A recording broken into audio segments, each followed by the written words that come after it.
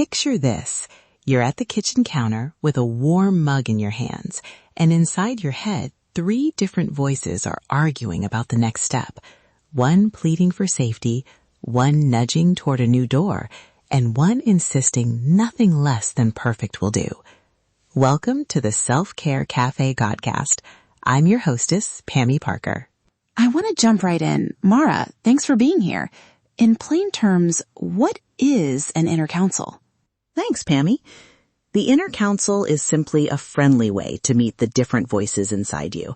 The protector, the curious one, the one that worries, by naming them and listening briefly. Imagine a tiny meeting where everyone gets one short turn to speak. That small structure reduces the chaos and gives you clearer information for making choices. So we name them and step back a little, become the person noticing rather than the person being pulled. Is that right? Exactly. That shift from inside the story to observer lowers reactivity. It's not about ignoring a voice. It's about hearing it with enough space to decide with care. A question that pops up for listeners is, isn't that just talking to yourself? It can look like talking to yourself, yes, but the difference is the intention and stance. We deliberately make space. We ask questions of each voice, and we listen for needs and practical suggestions. That intention activates different parts of the nervous system. More curiosity, less alarm. Briefly, what does the evidence say? Can a tiny practice like this really change how we decide? Yes. Research on brief mindfulness and parts-focused approaches shows that even a few minutes of noticing internal states and labeling them reduces stress responses and improves clarity. Naming creates space. Space reduces reactivity. Reduced reactivity lets values come forward in decision-making. Can you share a short, concrete example of this in action? Sure. A client I'll call Anna was stuck between caregiving responsibilities and a desire to return to learning. She felt guilty and frozen. In one counsel, she named a loyal caretaker, a curious explorer, and a small doubter. We asked each voice what one small step would honor you. The curious explorer suggested a 2-hour weekend workshop as a pilot, to test, not commit. That concrete time-boxed step eased the loyal caretaker's fear because it felt manageable, and the small doubter agreed to observe what happened rather than vetoing everything. A small experiment replaced paralysis. I love that. Trying rather than deciding once and forever. Before we try this live, a quick safety note. Sometimes this listening can surface strong feelings. If you feel overwhelmed, pause, breathe, and consider stepping away or reaching out to someone you trust or a licensed therapist. This episode is a short practice, not a substitute for professional care.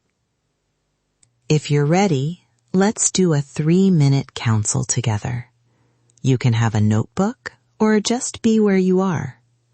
Soften your shoulders and take 2 slow breaths with me. Inhale and exhale. Notice the first voice that speaks. Name it quietly. Protector, critic, explorer. Whatever comes, just name it. No explanation needed. Invite a second voice to the table. What is its tone? Worried, hopeful, tired? Name it and ask, what do you want most right now? Hear the sentence without judging it. Bring a third voice in, the quieter one you normally ignore. Ask it the same. What does it need? Now imagine each voice offering one small, practical next step you could try in the coming week. Let those suggestions be simple.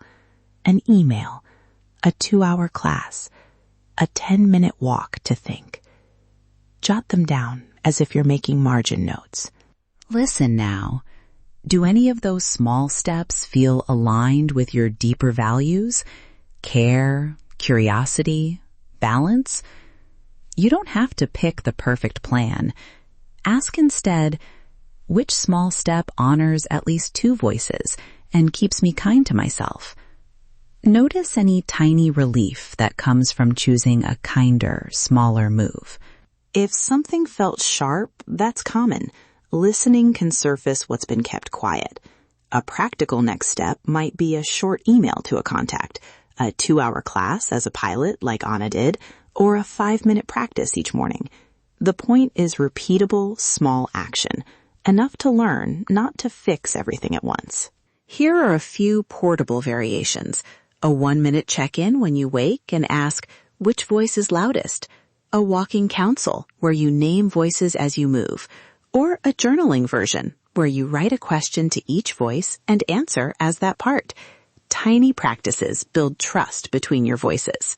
And when emotions run high, keep it very small. Place a hand on your heart, breathe for 30 seconds, and ask one clarifying question. What does this voice need right now? Before inviting more voices. Small is repeatable, and repetition is where change happens. A few journaling prompts to try tonight. Which 3 voices are most present when I'm making changes? What does each fear would happen if I chose differently? And what small step would honor both courage and care? If you do this regularly, patterns will emerge, and choosing becomes easier.